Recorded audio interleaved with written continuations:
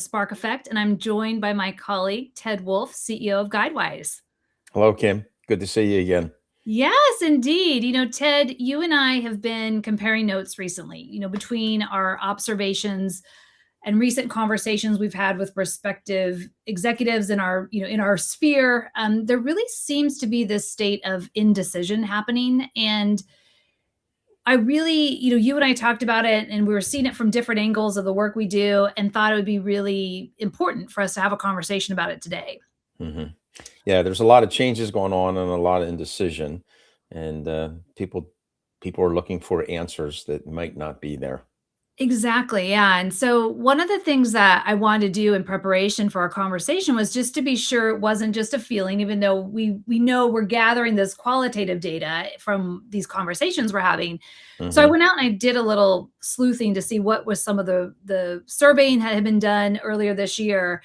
And so I wanted to just share some of that as we set the stage for this conversation, because I think it's very much supportive of what we're feeling. And then I think, part of what you and I are trying to noodle on is how do we help organizations and leaders figure out how to navigate through this and make some of these really difficult decisions that are just, as you said, they're just waiting on a data that perhaps just isn't really available. hmm So the first one I saw that I thought was really interesting and relevant was a survey by PwC, their 29th Global CEOs survey, in which they really are measuring the confidence in CEOs in the revenue, the CEOs' confidence in revenue, and it's not great news. It just hit a 5-year low. So what they found in the survey earlier this year, that was only 30% of CEOs are confident about revenue growth over the next 12 months. That number is down from 38% in 2025 and 56% in 2022. And then the conference board put out something I thought was also very interesting, that uncertainty is now the number one named threat, and it's worse in the US than other countries. Their survey in 2026 found that 43% of US CEOs rank uncertainty as a top threat versus 29% of CEOs globally. So the US leaders are clearly more rattled than their international counterparts. So, and there was a little bit more there I found that I'll share a little bit later. But if you think about what our U.S. based organizations have been facing around tariffs and the complexity and stalled investment decisions, where what are you seeing from your perspective in the hmm market that tells you this is likely, people are seeing this as a freeze, and what maybe they need to be doing. Yeah, well, I think what I'm seeing and hearing correlates what you had mentioned in some of the statistics that you gathered. I think if you really look at it, though, people are just living in a lot of uncertainty. Mhm. I mean, at work, there's uncertainty. In their personal life, there's uncertainty because things are changing all the time. And in their health, something happens. So I think in those three buckets, there's plenty of change because that's where we do experience the change: work, personal life, and health. Mhm. I think that if you look at the numbers, why are we having it? All this uncertainty. I mean, it starts in 2020 with COVID. We Mhm. learned one new word in COVID, and that was called Zoom. And all of a Yes. sudden, that led to work from home, which was a huge change culturally. And many people still haven't wrapped their arms around how I manage culture with remote people, individuals working alone, not small clusters, but just individuals. Right. Then we had the inflation that took off in 2021, 2022, the Ukraine war. All those things happened, and now all of a sudden we're in Iran, we're in the tariffs. So people are saying, I have no idea where to go. But I think the biggest looming thing of uncertainty would be AI. Mhm. And that has two implications. AI transforms a business, and then people are saying, well, what's going to happen to my job? Culture, how are they going to manage and deal with all this stuff? And then that really, as you know more than me, it really makes the whole trust factor Yeah. come into question. So, what are you seeing by way of trust? Are you seeing trust increasing, decreasing, or how do you see that moving in organizations? Yeah, I mean, the AI is a really huge, trust destabilizer, right? And so, when we did our research last year, it was by far the biggest disruptor of all the disruptors we measured, both on the personal and the professional side. But what we then learned was it wasn't the biggest destroyer of trust. What exposed there was those um, those things around, just the poor implementation of whether that be AI or other type of technology, the fact that decisions are being made without a real clear alignment to why is this, how does this fit into the strategy we said we had, which, oh, by the way, maybe the strategy we had 2 months ago is now shifted because of all this new information we're getting. And really this lack of transparency around why are we making the decisions and trade-offs, so we're actually embarking on our second year of this survey. We're going even deeper on AI, the impact of leaders and organizations. And our hypothesis is that it's not going to be any better, that it's, even though we've been living with it for longer now, the uncertainty it's caused, the confusion it's caused is really significant. And you and I have talked about this, and see it in your world, right? This idea of so many organizations who set out to say, yes, AI is a big much a part of our strategy this year, in the first 4 months have blown through their budgets around AI investment. And so that there alone is causing significant disruption around, well, what are we supposed to do if this is how we're supposed to get to our end game, and now we don't have the money to do it because we're blowing through that so quickly? What does that do, right? And that causes even more. So I think, I know you can speak to that more than I can specifically, but from the human side of what we're seeing, we are there's this sense that people are very fearful in making a mistake, that if they make a decision, big or small, they're really fearful for what the outcome is. And I think so much of that is because it's moving so quickly. And I think by human nature, there's a lot of need for data to inform us. And as you said, as we started the conversation, there's a lot of data that just doesn't exist. Yeah. And I think on top of all that, you talk about people are afraid to make decisions because they might be the wrong decisions. Mhm. If you're an entrepreneur, you can't make a lot of wrong decisions or you're out of business. Yep. If you're running a medium-sized company, 10, $20 million to $100 million, you can't make a lot of wrong decisions because you got a board to answer to and you got cash flow problems. You got Mhm. the bank now, everything.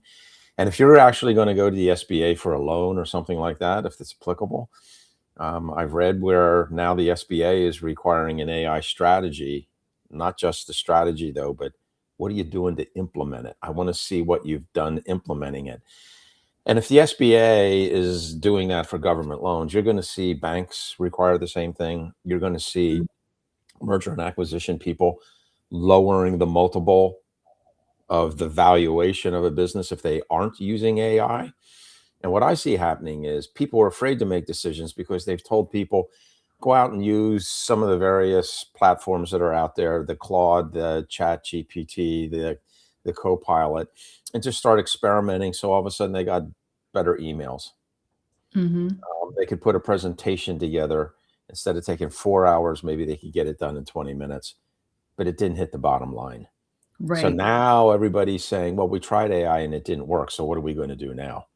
And there's this big, big unknown, this big question mark in businesses. And what's the impact of AI going to be? Is it a bubble like the web was in 1999, 2000, or Mhm. what? So I think we're going through I'm going to say a separation of those that know how to use AI and those that don't, because AI does work. Got to get your business processes documented. Then the Mhm. second layer is you got to get your data where it needs to be so it's accessible. You got to be systems driven. You can't rely on tribal knowledge. Yeah. And if you can do those three things, you're eliminating an awful lot of risk in your business. You're eliminating uncertainty because if you're following a process in manufacturing or whatever, service business, whatever you're doing, you have more certainty built in. Mhm. When you have control of your data, you have more certainty built in. If you can get that company to the point where it's more systems driven than people driven, everybody sleeps better at night because you can't be held hostage to somebody that says, hey, I'm just leaving at the wrong time. And now all of a sudden it's like, oh my Yeah. God, what do I do with my business now? That's all uncertainty. I think AI is going to make it better, but I think AI is also going to teach a new level of trust and psychological safety within organizations because it's a huge learning curve. And that's what we need to do. But again, psychological safety is something that you studied, you've researched, and you know the ingredients. And I think now it would be great if you could just describe what are those basic tenets, attributes of trust that you need to build so people can get that implemented in their business for that technology change that's coming. Yeah. So, what we found in the research was really what can feel intuitive in some aspects, and yet in practice can break down really frequently. So, so much of that was giving people the space to be included inside conversations. I was uh, attending a panel of a multi-generational panel we hosted a few months back, and one of the participants was a Gen Z professional. And one of the things that she was saying was, we have a lot to bring into these conversations. Yes, we've used these tools a lot more. We're not being asked, and we're not being given the space to actually contribute that thinking in ways that would actually build that safety. And so instead, they're just like, hey, I'm out. If you're not necessarily out by in the sense of quitting, but they're like, hey, you know what? I've got the ideas. You don't really want to hear them. So okay, we'll play it your way and we'll see what happens. Right. And it's not necessarily playing out well. And so I Mhm. think that psychological safety is really allowing people the space to challenge ideas, not to just go along with what is coming down from the top, but to have some of that banter around like, do we really think that's the right approach? And really critically is without any fear of retribution coming from it, but that it's part of our culture to say like, hey, we're gonna unpack this, and we're going to then land in a place, but everyone's going to feel respected in the process.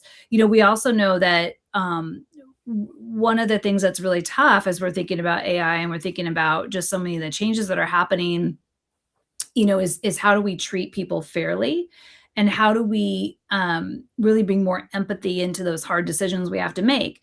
One of the pieces of data I was looking at in preparation for our conversation was that in some cases AI layoffs are being AI is being used as a mask of layoffs, when really some of that talent is being rehired in Mhm. cheaper locations. And Mhm. so I think really there, that psychological safety is really around those open and honest conversations, giving Mhm. people that space, looking at what is the fair treatment, look like to people, and why we're having to make these really tough trade-offs. Mhm. And really, what's the visible alignment between what we're saying we're doing and why this strategy is working, or why we're having to evolve this strategy from what we thought we were doing. And that's something that in practice, there's a lot of nuance. And in that practice, that's where a lot breaks down, and we see that all the time, even in just, the kinds of conversations you and I have had with just peers in our networks, right? It's just, there's often this sense of like, yes, I know what we need to be doing, but we don't realize how much is breaking down inside that organization with decisions that are made or not being made. And Mhm. I think it brings me to thinking about, when we think about this question of, is the bigger risk today over deciding or under deciding? To me, it feels like it's under deciding, but I'm curious what you think about it. Well, I think everybody's trying to hedge their bets. I think Mhm. everybody's saying, I'll do A, but then here's my B Right. Yeah, backup. backup And plan. I think that they're in new territory. But I also think in some ways they're not putting two and two together properly. Every time we go through these big transitions, and it happened in the 80s, we brought out mid level computers for the mid sized businesses, never there before. 1999, we had the internet meltdown, and everybody thought they were going to lose their job. What's going to happen? It's horrible. We had the big meltdown, what, 2000, 2001. But the people that looked at the fundamentals and they adjusted their business and they focused on the things that wouldn't change, which is different than focusing on the things that will change. Mhm. And they figured out how to use the internet to do those things that actually won't change in a business: good customer service, the customer experience, the employee Mhm. experience, et cetera. And they started building intranets, extranets, all kinds of things like that. So that in effect, they made their business better. The same thing happened in the 80s when quality management came in. You had Deming, you had Duran, you had Six Sigma getting started, and all those things coming into vogue. people to put those in practice build a better business. Today with AI, we're at another one of those inflection points. I actually think it's going to make people better people. I actually think that it's going to make people actually learn how to critically think instead of just coming in, doing their job, never thinking, never developing reason, never developing emotional maturity, and being able to actually build. I apologize. Okay. Building around. What is it that makes the human being human? Yeah. And that's the whole AI thing. It's forcing us to become human and become much more trustful of each other. Psychological safety isn't just at work, it's at home. If I Right. don't have psychological safety at work, I don't have it at home. If I don't have psychological safety at home, I'm not going to have it at work. Yeah. And sooner or later, those two buckets flow into that reservoir called health, Yep. anxiety medications, and all of those things. And I think we're going to be faced with now the opportunity of being able to sit back and actually say, I need to develop myself now to adjust to this unbelievable change and transformation that's going on Yeah. within the whole business realm. And that again comes back to what you've been talking about. How do I deal with trust? How do I get psychological safety built in? All of those types of things. Yeah, I think, you make great points, right? I think, one of the things that I strongly believe in as you do is we're hearing so much of this conversation is around that need to critically think. And I think right now there's this sense of, well, I think we're all in many of us are in a phase of starting to question what the output is and realizing, oh, we need to have more control over how we're thinking about the use of AI because of not just the hallucinations, which I think are getting better in some aspects, but the idea of like we need to question what this system is giving us and not think of it as necessarily being smarter than we are. And I think that's, it's kind of been positioned that way. And yes, there's a ton of data, but we're still the ones with the context and the ability to really figure out how is it fitting into our world. Mhm.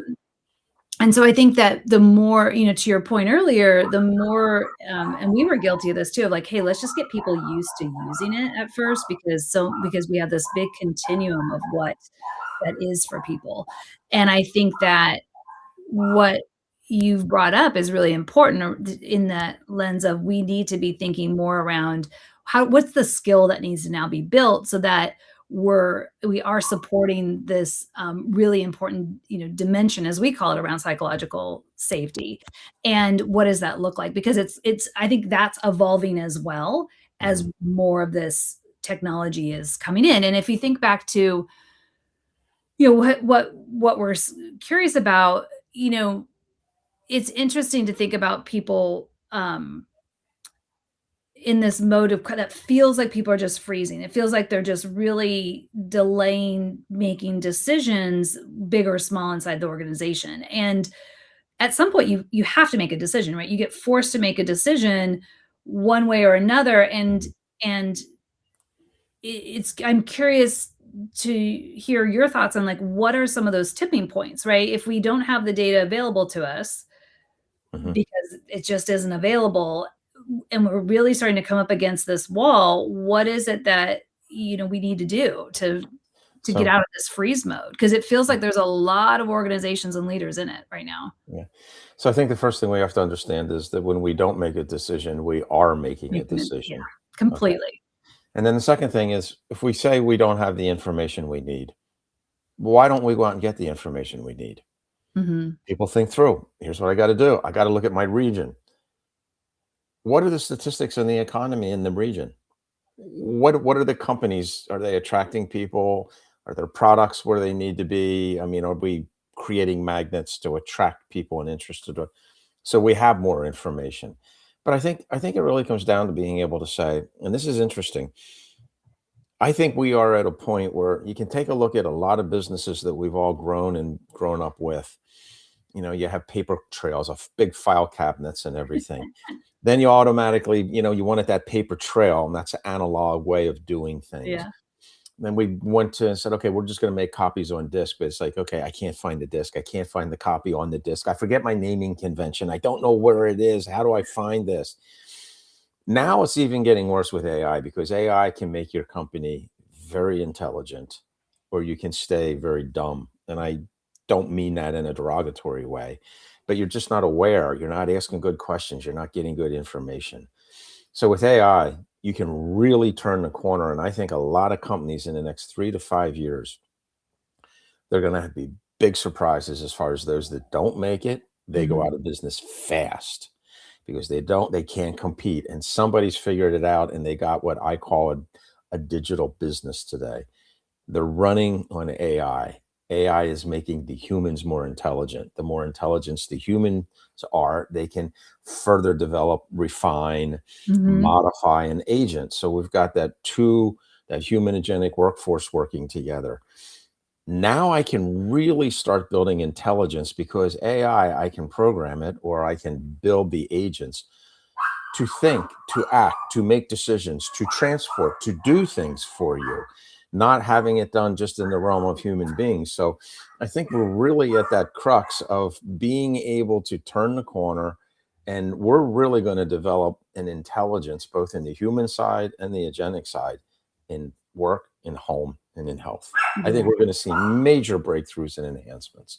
I'm very excited about it. I don't think it's going to go all negative, but we Yeah. got to have people really motivated throughout an organization to build it, refine it, and develop themselves. And So that happens every time we go through major industrial revolutions. And the first thing they go to is what you talk about, and they go to trust, they go to empathy. yeah. How do we build empathy? We have to rediscover it at the personal level now. And I think Yeah. that's a great, great challenge. I agree with you. So, here's a question for both of us to speak to. So, if a leader came to us today and said, "Hey, I'll buy any tool that fixes this slow decision-making process," what would you tell them, or at least what would you tell them where to start? And then I'll share what I would say. So where do you start with this whole intelligence building in a business and things like that? You And got to just go. in decision, like, what do I do to get my team to move in making decisions better? Well, first thing I got to do is I got to dialogue with them, and I think that's what a business leader needs to do. Here's Mhm. paints the picture. Here's the problems that I see we're having. What do you think? Have them tell the leader or the owner, here's the problems that we're having, and then being able to sit back and have I'm going to say a constructive conversation that critiques what you're presently doing, Mhm. and then asking people, how does that make you feel? Do Yep. you feel we understand what you're talking about? Tell me more of how you're viewing this problem. Here's the way I'm viewing it. I'm sure there's many ways of viewing it. So they start that conversation, and what they're doing is they're automatically bringing in the people's value systems. They're talking about values, what's important. And some business people will say, "Oh, they're crazy. They don't get it." And other workers will say to the owner, "You don't get it." So Yeah. you gotta have that happy medium, and that's communication, and Yep. that's developing a relationship. So here's one other thing that I would suggest people do, or what I see good companies doing, good organizations. They focus on what works more than what doesn't work. Yeah. If you focus on what doesn't work, you have a really easy tendency to never get to what works. So you throw it out and you go Mhm. back to the beginning because nothing's working. And that's a generalization that isn't true. And then all of a sudden you start recreating the wheel all over again, reinventing it. And you can't get ahead that way. But if you go in and focus on what works, then I start bringing segments of what doesn't work into blending and aligning with what works. I constantly see growth in the business. And I think we can do that in our own personal life and in our relationships. I focus on what's working in the relationship. I focus what's working in the business, not what's not working from a human standpoint, relationships, conversations. You have conversations about honesty and respect and Mhm. empathy, but you don't use them and weaponize company values. Right. Let's say a company has a value of honesty. Let's say it's honesty, respect, and empathy. You can go in and have conversations about honesty, and people will weaponize it. Well, you weren't honest on this conversation, and here's an instance where you weren't honest, so I can't believe you. And then here's another fault that I saw. Well, they're focusing on what doesn't work instead of what does work. Mhm. And then you can't weaponize them. You stack the values together, and that is, what would it be like to respectfully be honest so you can empathize with other people? Totally different way of using those values. And what you're doing is you're building that growth mindset when you stack those values or core beliefs on top of each other instead of looking at one in isolation. When you look at one in isolation, it's not going to work. It's not Mhm. going to work. And I'm sure you've seen that over and over in your business clients. Yeah, and I think, what I'm seeing too now, is so just to build on what you're saying, right? Like there is this sense that leadership has to have all the answers, and sometimes they're trying to solve that in their own ecosystem.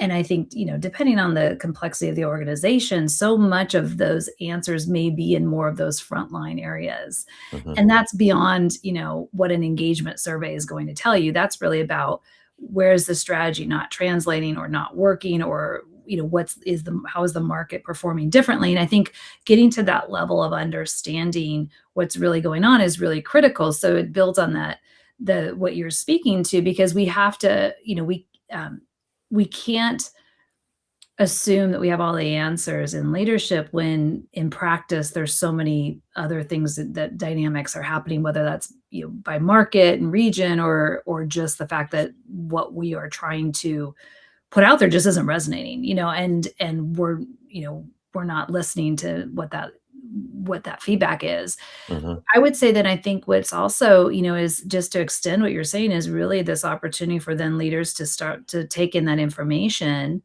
again, without retribution, but start to say, well, where's our strategy breaking down? Or where are we not clear in the strategy? Or where's the market shifting?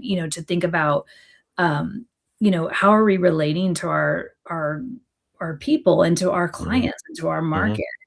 And thinking about as we go through this process, one of the things that we're really big advocates for is a stronger partnership at the executive level amongst the executives, especially those that lead the people function and those that lead the technology function, especially right now in the AI world. I mean, you and I have talked about this many times. This is a human transformation event we're all going through. And yet we're driving a lot of it from a technology lens and not necessarily considering that everything that we bring forward from that technology rollout is actually impacting people, you Hmm. know, literally, figuratively, emotionally, like all of those things. And so where I think some of this hesitation is from a decision making standpoint is sometimes around these partnerships that are not strong enough inside, the trust isn't strong enough amongst the executive team, and that there's maybe ego involved of who's taking the lead or who's not taking the lead. And that's really, I think, a big contributing factor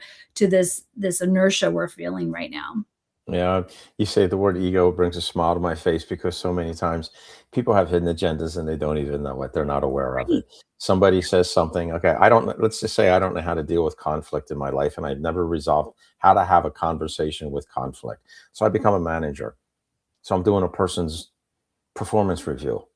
I know there's going to be conflict in that. I don't see everything that they've done. They don't see everything I've done. I'm only going to point out here's areas for improvement. So I'm focusing on what doesn't work. So all of Yeah. a sudden it gets conflict. And I say, I shut down as a manager because I don't know how to manage it. So I can't guide my people through conversations of conflict. Now, if the person learns to resolve that inside themselves and process conflict, find out where it's coming from, why is it, and put Mhm. new behaviors in place, then they become a better manager. Then people want to work for them because they're focusing on what works. And here's how I can get you, my employees, from point A to point B. But a lot of times they won't do it because they're too proud, saying, like, well, there's nothing wrong with me. I can deal with conflict. I'm Yeah. dealing with conflict every day. Well, how do you deal with it? Emotional violence. I yell at people. I scream at people. I cut their pay. I fire them. I can do all kinds of things. Yeah. But that's not developing the relationship of No. trust. And that will never get you through the transformation of technology that we're going through now. And that's why I come back over and over and over. It's self awareness.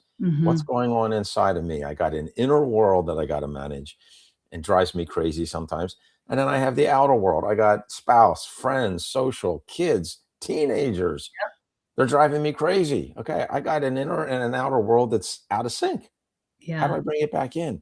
And it all comes back to the technology is going to force people to do it because every big transformation that I can go that I've lived through back starting in the 1980s has absolutely made people more aware and better. I mean, Yeah. real quick, in the 80s, we had Japan taking a lot of the automobile business, and we were production oriented, not quality oriented. So all of a sudden, total quality management started, the Mhm. Deming and everybody. And we started quality circles in those days. And in quality circles, you had a small group of people and they talked about business problems and how to resolve them. And it gave them a voice. And all of a sudden, it got better. We started implementing things like Six Sigma.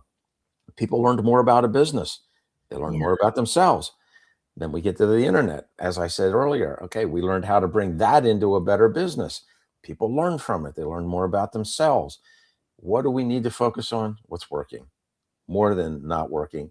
But this is just another transformation we're going through. Yeah. I'm excited about it. Honestly, I am.